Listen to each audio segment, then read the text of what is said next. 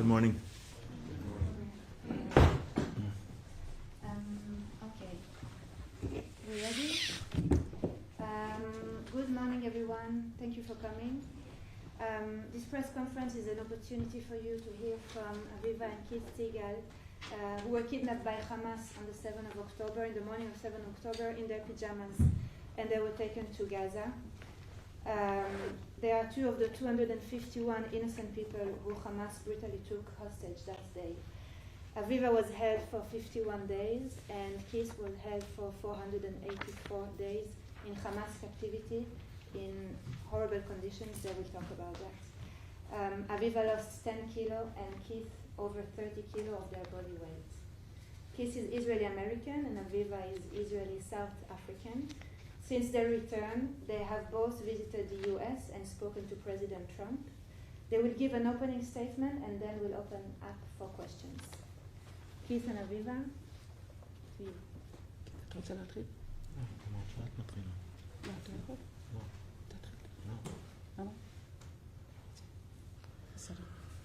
Good morning again, and thank you for coming.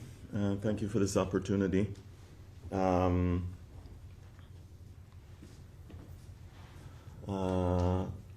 Aviva, my wife, and I were brutally kidnapped from our home on October the 7th when between 10 and 15 terrorists broke into our home.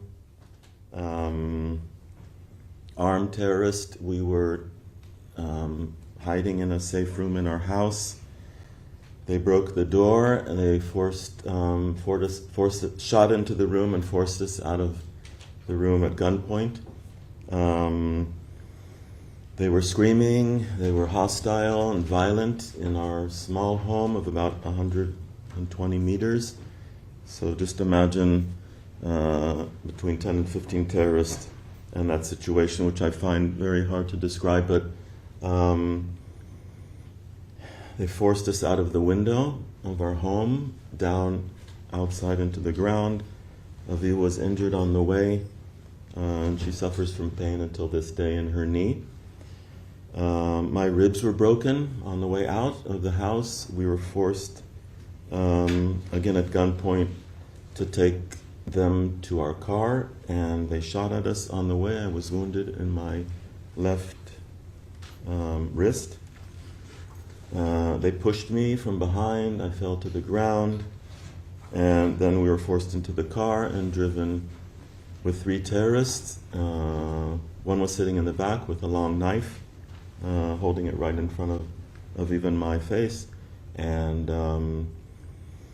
we were driven into Gaza. We crossed the border. The driver was screaming to people in Gaza that prisoners, he was shouting. They call us prisoners, hostages, and we were blindfolded and we were transferred to 2 cars in Gaza, and then we were forced out of the car into a home, down into a tunnel, a dark tunnel, a small tunnel, bumping our heads on the way, a very low ceiling, and this we were forced into a small niche, and then shortly after that they brought in a young man from our community of Kfar Aza. He was full of blood from his head, and all of his clothes were covered in blood. We knew this young man since he was born. He's still in captivity. Shortly after that, they brought in a woman and her 3 children from our community, and she told us that they had murdered her husband and her daughter in their house before they were kidnapped. We spent 3 days together in a tunnel, the 7 of us, in very cramped, a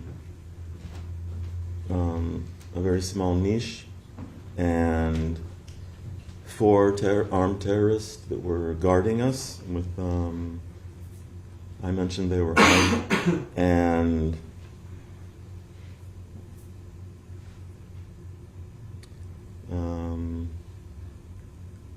obviously we were all in a state of shock and trying to comfort each other, especially the young children, and whose father and sister had been murdered in their home. Do you want to continue from when we got out of the tunnel? Yeah. So Keith and I were hostages. I was there for 51 days. Keith was there for 484 days. And we haven't come back to life because we're worried about the hostages that are still there. We know what they're going through. We come from a community that are peacemakers, and we've always been like that, and we're going to stay like that because we're innocent people with hearts that care, and we want good. Our community lost 64 people in such a brutal way, and there was families that were burnt alive, babies that were killed, mothers that were raped in front of their family, and Gali and Zivi from Gaza, that you can see that I carry them close to my heart. They're from my community, and I'm very, very worried about them. We have 50 hostages still left in Gaza, and we know that 20 of them are still alive, and we know that they're hidden. They're hidden underneath the ground, just like Keith and I were. One of the times, the Hamas terrorists took us underneath the ground, and I touched death. I was sure that I'm going to die. Keith looked at me and said, I don't have any air. And he was trying to collect the oxygen, but there was not. We were left there to die. They didn't even care about us. We were taken. A basic need of a human being is air. But everything was taken away from us. We weren't allowed to move. We had to just lie down from 5 o'clock until 10 o'clock the next morning and sit the whole day and keep quiet. We weren't allowed to talk. Only sometimes we were allowed to whisper, but most of the time we had to just move the time by trying to think what next is going to happen, what worst thing is going to happen, because so many worst and terrible things happen to us all the time. There wasn't a minute that I could say to myself, okay, relax. I had the feeling that they're going to kill me all the time, or they're going to kill Keith, and I was worried about him all the time. I'm a witness to one of the girls that was touched because he felt like it.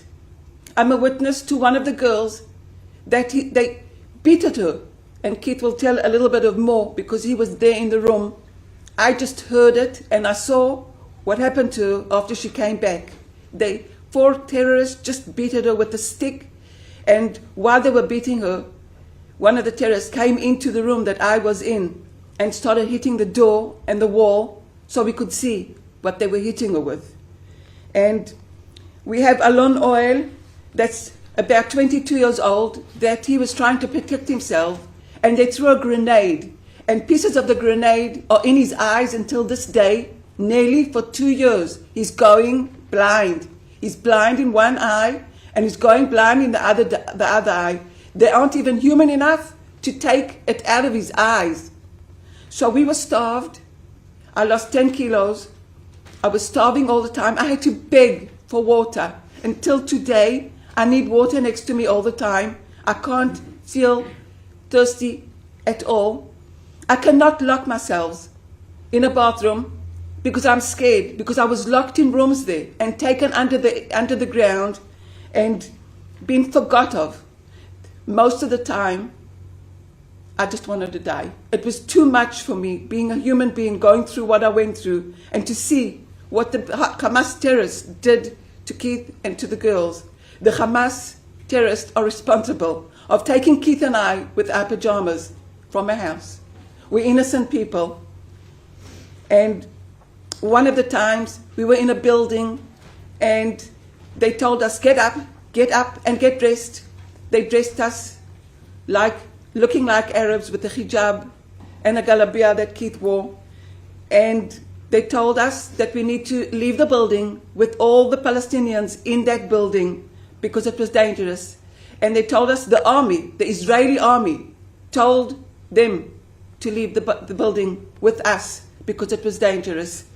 So if everybody didn't understand, I was there and I'm a witness that the Israelis are taking care of the innocent people. But we do know because we were there, that they're using the innocent people. In one of the houses, there were rockets going out of the building, and the building was shaking, and I was looking at the ceiling and counting the cracks to see if I'm going to die at that minute, or Keith might die.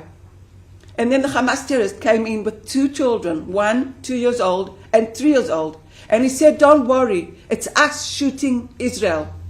And he looked at his kids and he clapped his hand and he said, beautiful. And his kids clapped his hands. They're 2 and 3 years old. And I was shocked. I'm a teacher. And I would never even think of doing something like that and teaching kids to hate because of killing. We were in a dangerous place. We're in the middle of a war as innocent people with nothing to protect ourselves. We didn't have a knife. We didn't have a gun. We never even thought of doing anything. All we did was lay down on a filthy dirty mattress and try to keep alive. And that's what we did. I did for 51 days and Keith did for 448 days. And 84. now there's 20 hostages and 50 there that need to come home. Everybody's suffering. All the Jews in the world, all the innocent people and good people that feel for us. And we just have to bring them home now before it's too late. And I just want to end by saying that it's the worst thing that any human being should go through. And it's the worst that any human being that was in Gaza had to worry about Keith, my husband, and the girls that I was with. What happened on the 7th, that they burnt kids and people alive, and they just did everything they wanted. We need to stop that. And it needs to stop. The war needs to stop. The hostages need to come home. The Hamas terrorists need to release the hostages, and everything will end. Thank you very much.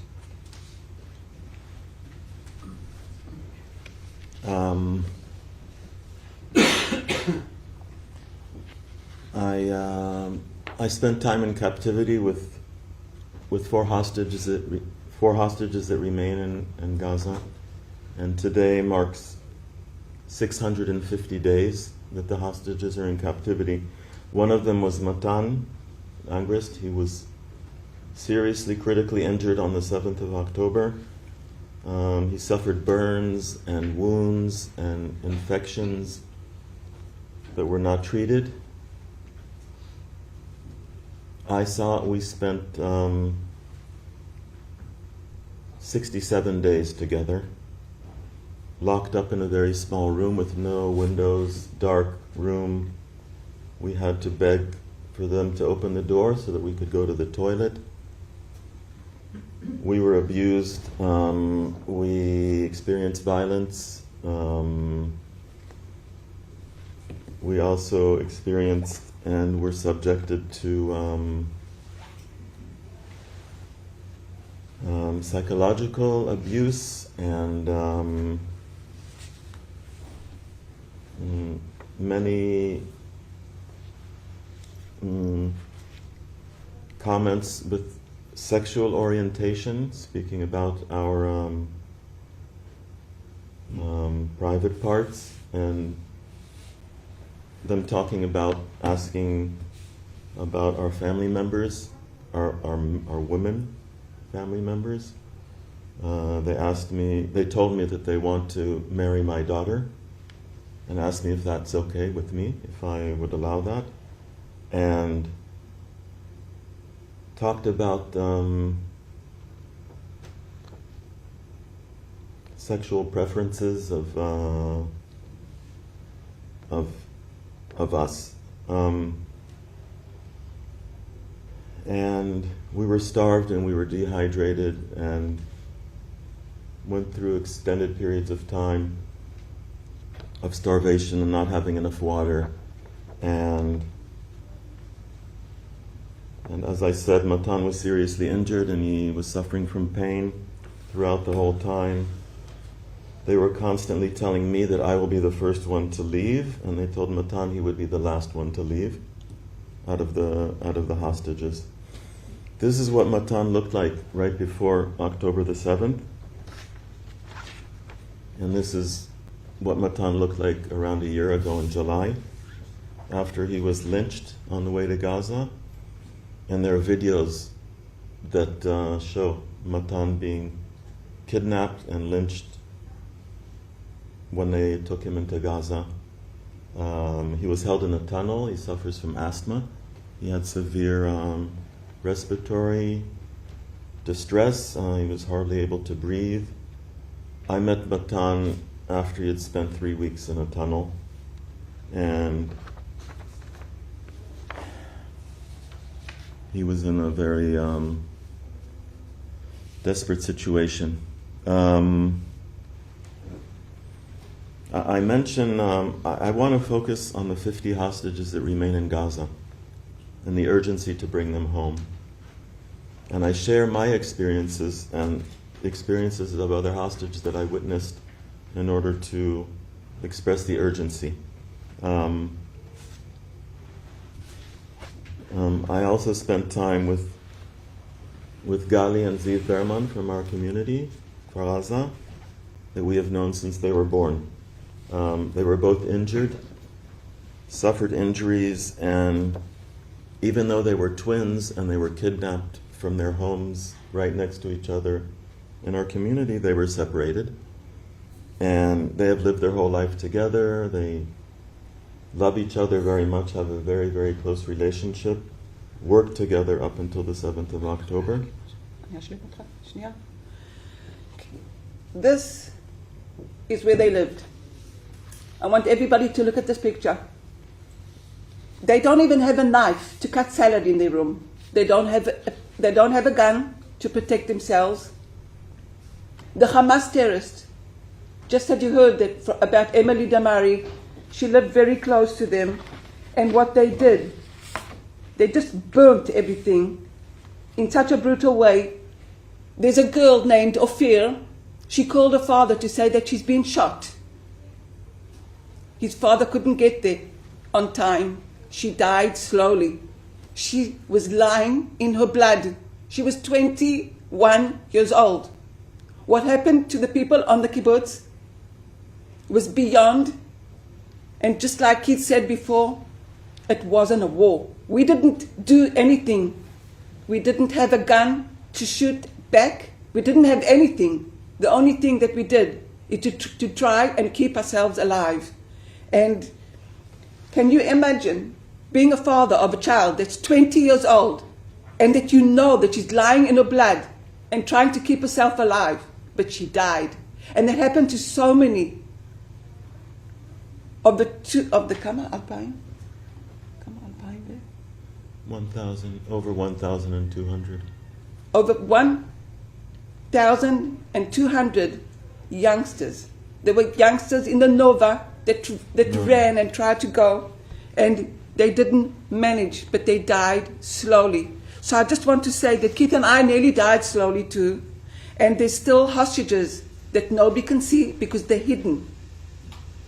What we see in the news, and you see in the news many times, is what you can see. But what you can't see is the 20 hostages that are still alive and begging to get out of there, begging for air. It's a basic thing that every human being needs. It's terrible. It's just terrible. I just want to correct, because accuracy is very important to me, and I misunderstood Aviva's question. Over 1,200 people were killed and murdered on October the 7th. And I think you were talking about the Nova Festival, and I think there only over 300 were murdered, I think. But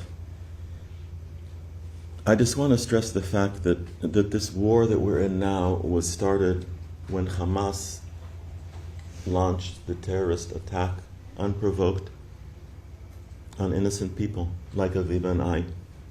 Babies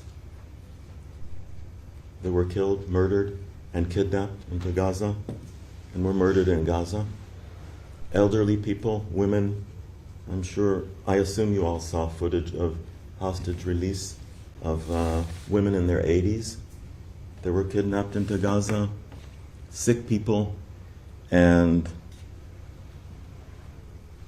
I mean, I could go on and on about the atrocities that Hamas committed on the 7th of October and until this day. I was held for 484 days, out of which 6 months I was alone. I was locked up in a room by myself. I was disconnected totally from any media, or I had no idea what was going on a lot of the time. And terrorists kicked me and spat on me and cursed me for no reason, nothing that I had said, nothing. I was instructed to lie down on the floor on my back, and that's what I did. And I was only just trying to create a connection with the terrorists that held me captive, a positive relationship with them, being nice to them, smiling to them, saying good morning to them every morning and good night to them every night, thanking them for food, for water when they brought it to me, thanking them for unlocking the door to let me go to the toilet, which I had to ask for. I did my best to create a calm atmosphere and environment and to show empathy to them, even though I knew these were terrorists that belonged to a terrorist organization that carried out this horrendous attack on innocent people. I spent time with separately 4 hostages that are still held in captivity. I mentioned them. One of them is a father of 2 daughters, aged 4 and 2 today. They were aged 2 and 6 months when they saw their father being taken at gunpoint from them. His wife as well saw that.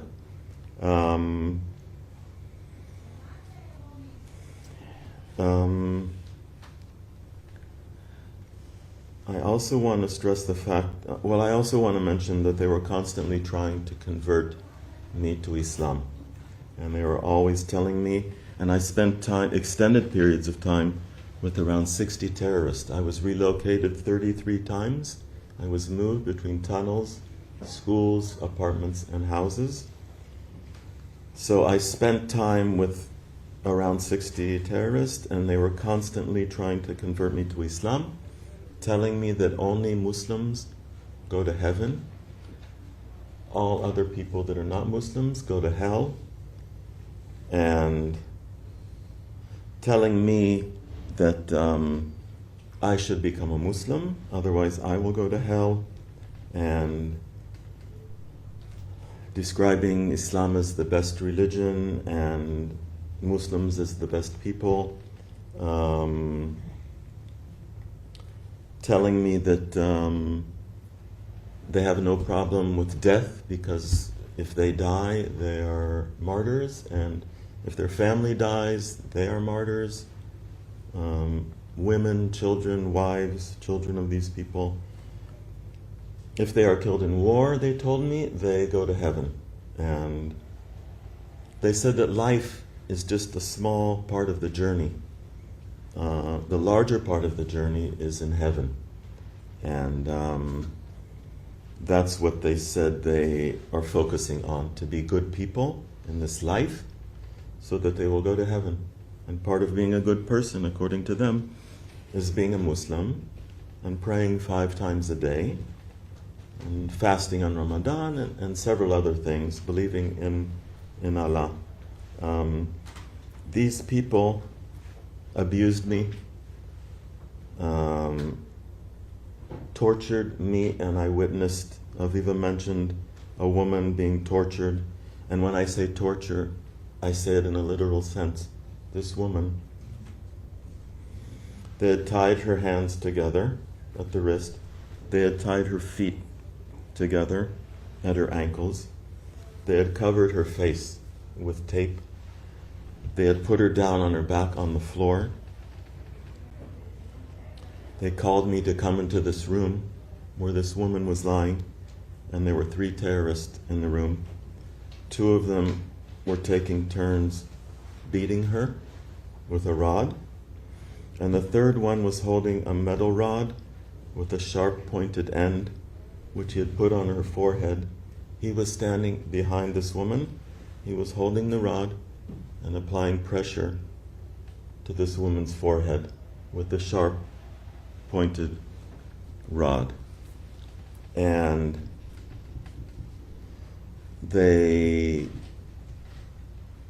I witnessed this, and it haunts me to this day. They were accusing this woman of something that had nothing to do with reality, and I know that, and they told me that I must tell her to confess, otherwise they would continue beating her, and what I described, the man holding the sharp metal rod.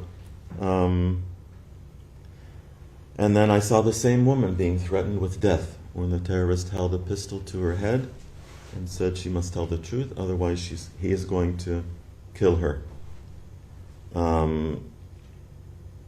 I tell this story and many other stories, and I relive this horrific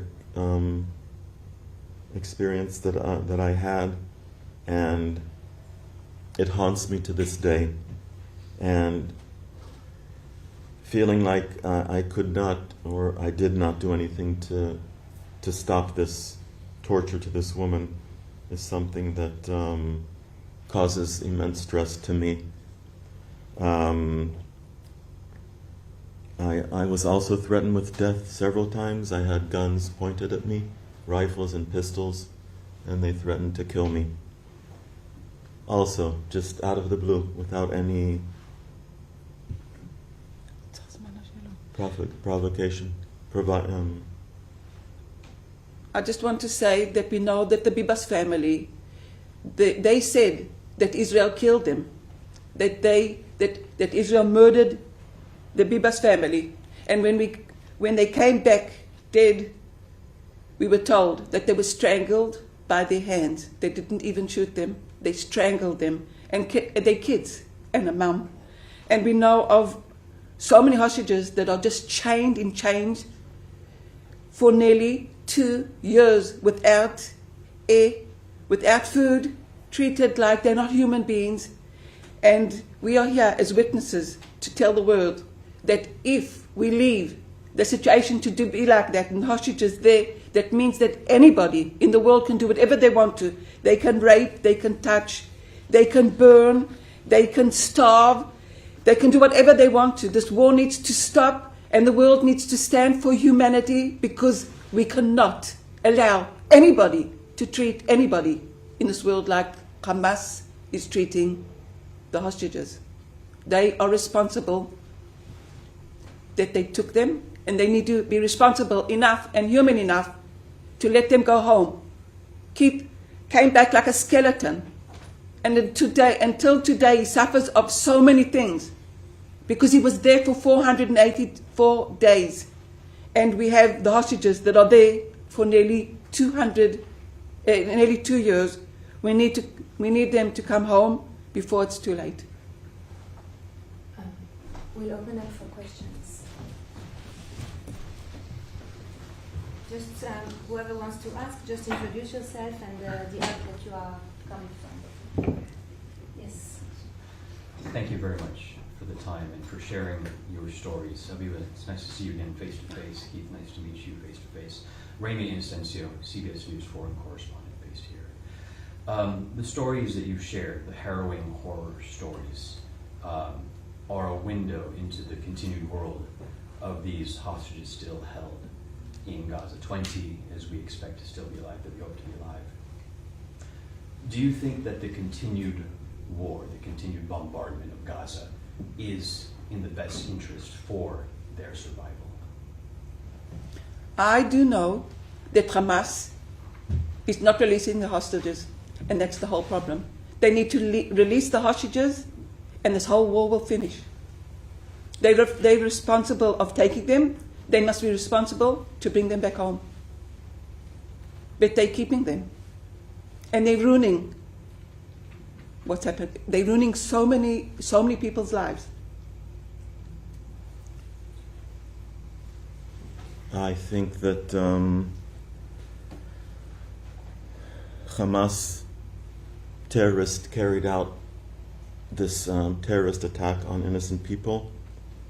And I think that it's up to them to agree to release the hostages and to agree to not threaten Israel in the future.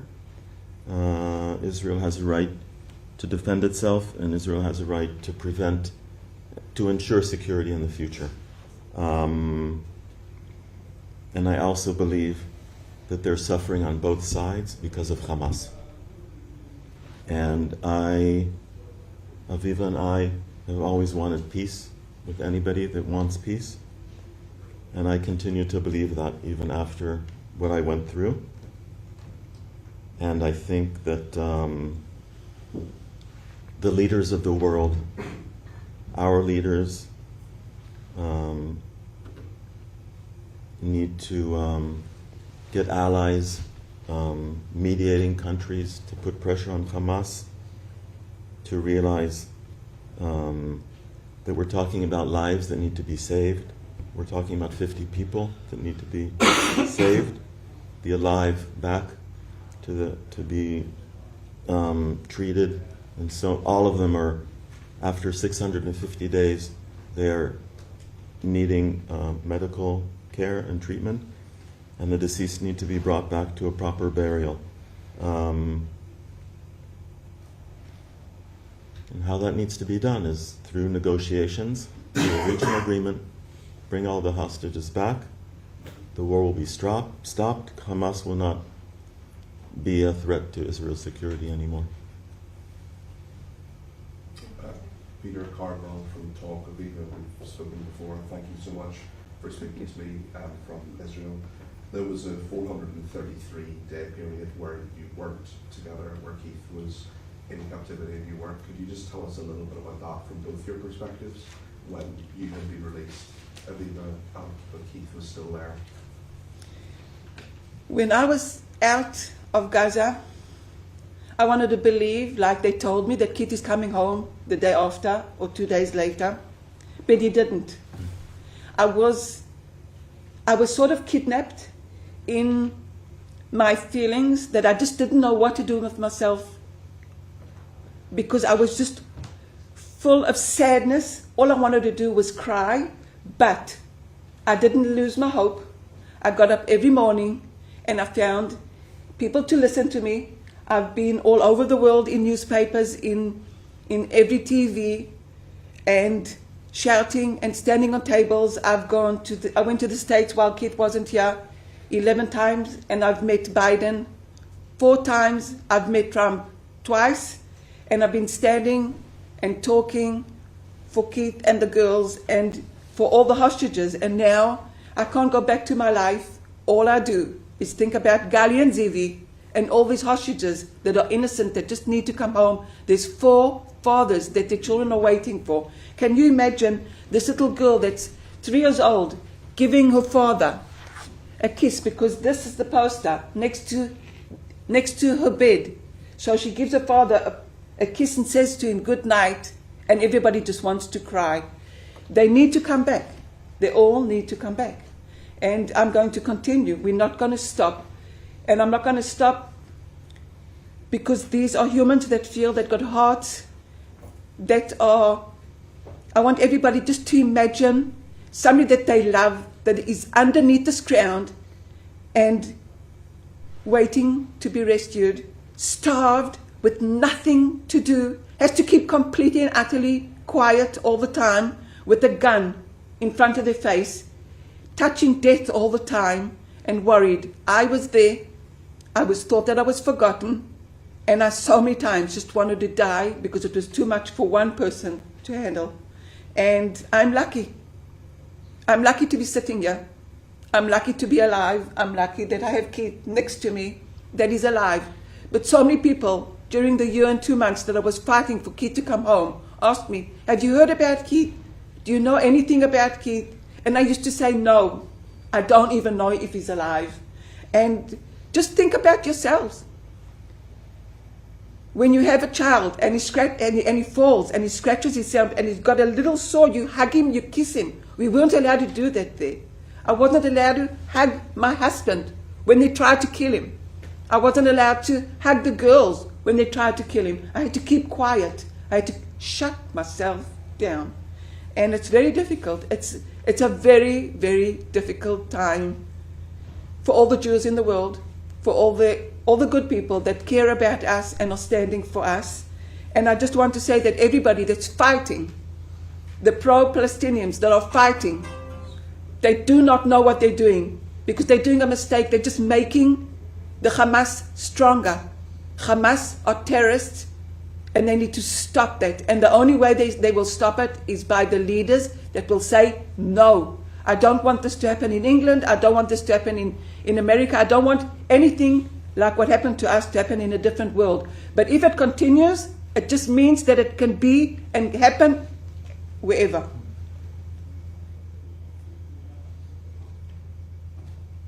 Yes. Hi, Fraser Knight from LBC Radio. Just expanding on the moment when you were released. So you were both released, as I understand, as part of temporary ceasefire agreements. Can you talk to us about what it was that your captors had said to you about your release, how that sort of happened, and then the actual moment itself? What was going through your mind, and what was the first thing you did afterwards?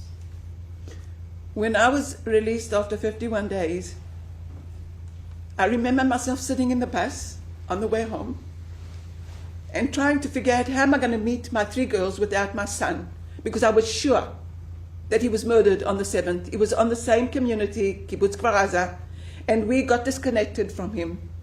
He said that he can hear the Arabic from outside, and I was sure that he was killed. So it was a very difficult moment, saying goodbye to Keith, not knowing if I'll ever see him, knowing that my son is dead. And I remember deciding I have to be happy. I have to be happy for my kids that at least they got their mother back. It was difficult. It wasn't easy. So I did at the first day, and I said I'm going to be happy because they got their mother back, and it's a lot for them. And they really, really struggled to go through that time. They, both the parents, older people, and they knew that they might never ever see them again. So we're the lucky family. Between me, Gali, and Zivi, and Matan, and Omri, and Alon, and Yair, and all of the hostages that are still there suffering, and their families are suffering, to have that moment that they can sit next to their loved ones and say, we're the lucky ones. And I want everybody in this room, when you wake up tomorrow morning or in a year's time, I want you all to say to yourselves, I did everything I could for humanity, for people that have hearts. Because it's very easy just not to do anything, or just say it didn't happen. But it happened. I was there, I saw my husband being tortured and nearly killed. And nobody wants that for anybody that they love.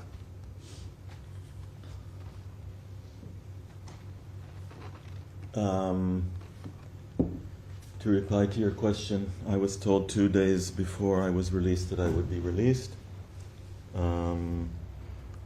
Wasn't sure that was going to happen because, as Aviva mentioned, when she was taken and we were separated, they told us that I would be released the day after her, which obviously did not happen.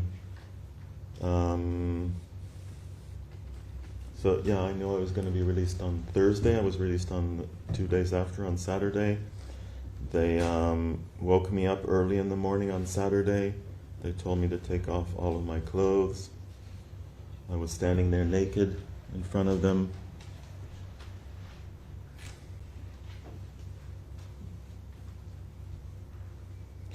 Humiliated, they brought me clothes, they told me to get dressed, and then they took me by car from the apartment. I was moved to between at least 5 cars on the way. And in each car, somebody was videoing me, a Hamas terrorist was videoing me and telling me to say something to Hamas. The first one that said that to me, I said, I'm not sure what to say. So he said, maybe I want to thank Hamas for everything that they did for me. So that's what I did. And that's what I did at least 5 times on the way to the location where I was released. I was taken there. I was given a certificate with my name and my birthday, and it had the date of arrest. I was arrested, according to Hamas. And where I was arrested, on my community of Gaza, and I was given that. I was told I would be taken on stage, and if anybody is interested in seeing that, you can Google Keith Siegel's release. There are many videos of that. I was taken in a car full of armed terrorists with their face covered. I was taken on stage. I was told before that I would be taken on stage, I should wave to the audience and say thank you. That's what I did. I waved. I did not say thank you, and then I was taken off stage. A huge crowd of armed terrorists. And again, you can see it on online. And then I was taken to the Red Cross vehicle, not being sure I was actually going to be released until I was back in Israel. Worried something might happen, and at the last minute, they might decide not to release me.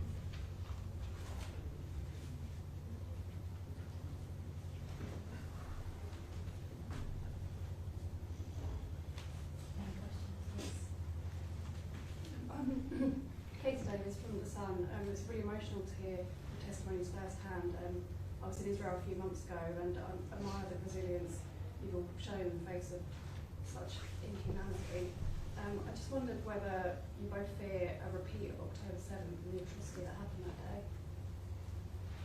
I can tell you that I was told over and over again by the terrorists that there will be another October the 7th. That's what they told me. They told me that I should leave Israel, I should take my family and go, otherwise we might die in the next attack. And they asked me, why am I living in Israel? I'm an American citizen, American-Israeli citizen, and it's their land, they told me. We stole their land, we stole their homes, and what right do I have to live there?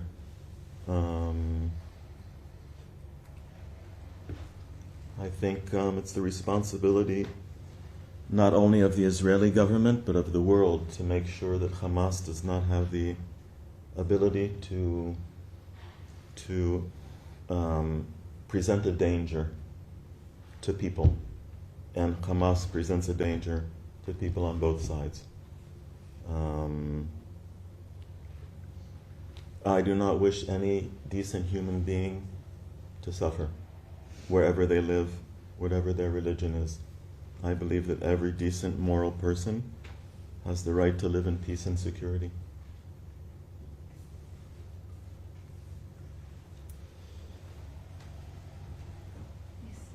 Richard Ashmore from the Daily Express. Thank you very much for speaking to us today. I was privileged enough to go to your kibbutz, Kfar Aza, in March this year. I met with Chen Kotler. And two parts to my question, really. Some people have returned to the kibbutz. Have you, or are you planning to? And what does that feel like for you in going back there? And the other question, when I spoke to the people who were there, do you think that Netanyahu, the current Israeli government, is doing enough? Could they do more? And what do you think they could do? I want to ask you, would you want to lie down on a bed that there's holes in the floor because Hamas terrorists tried to kill me there? Or when I open the window and look in front of me, most of my neighborhood was killed or kidnapped. You wouldn't want that for yourself. I don't want that for myself either. And I want to just say that not many people have gone back to live in Gaza. So many people are just, their soul is destroyed of what they went through. My children lost their best friends. My daughter, in the same group of children, grew up from the day of when they were babies together. One lost her husband with 3 little kids. The other one lost her father because the Hamas terrorists just killed him. And she had both of her parents kidnapped. She's 33 years old, and they are too. And they have to continue living It's difficult. Gaza went through too much. I can tell you that there's so many houses that there's nobody to go back to. Nobody. Because the people were killed with their children.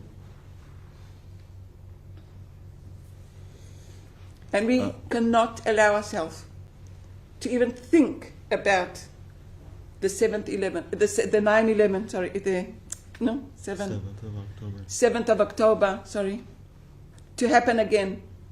We can't even allow ourselves to think that something like that will happen again. Because what happened should never, ever, ever happen again in any place in the world.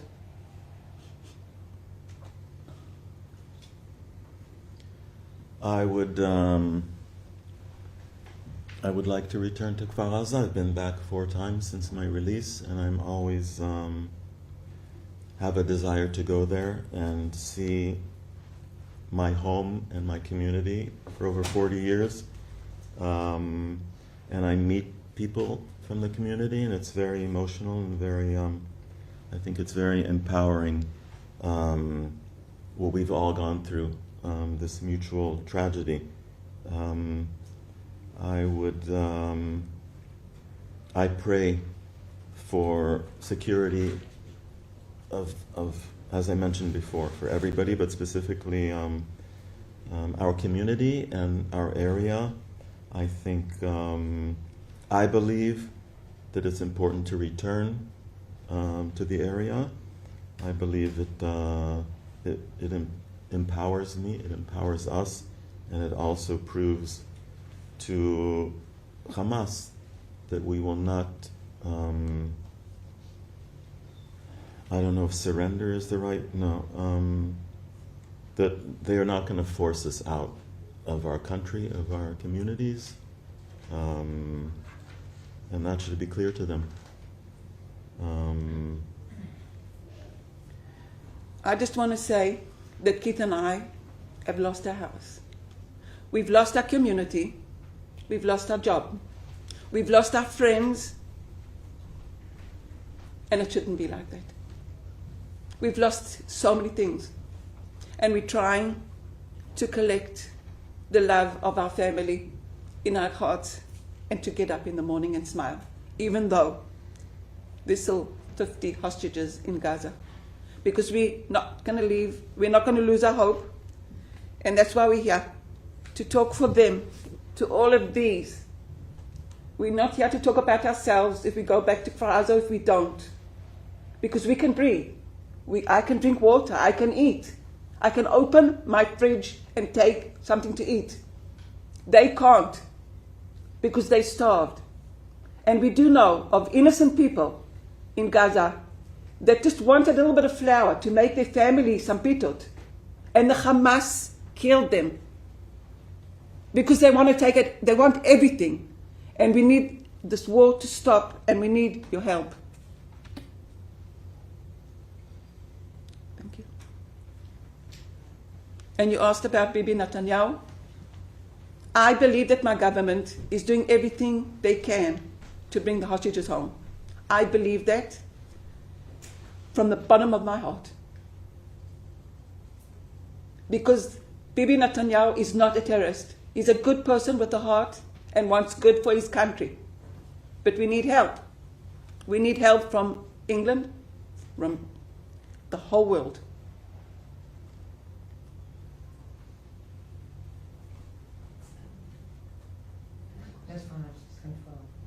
If there are no more questions, we'll end the press conference now. Thank you very much for sharing with us. Is there anything else that you'd like to add before we end this? I would like to ask each and every one of you to do whatever you can to help save people. And I think you have a lot of power to spread the word to people, that you're people that listen to you, people that watch you. And I think it's very, very important that everybody knows that there are 50 people, a woman and 49 men, innocent people that have been held for 650 days. They and their families are suffering day by day. And I believe you have a very important role of letting people know the reality of this and to balance the coverage in the news. There's an opportunity to save people. There's an opportunity to bring an end to the war and prevent further death of people. So I urge you to do whatever you can to pass that message on to your audiences. Thank you. Thank you, everyone.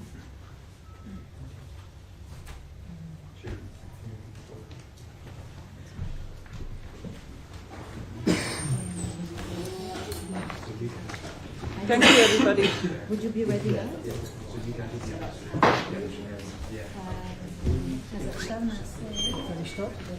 I just want to say that it would be easier for me and Keith to go to the sea, to have fun. But we can't. We just can't allow ourselves. Because we know, because we're human, because we've got hearts, because we feel. It has to end.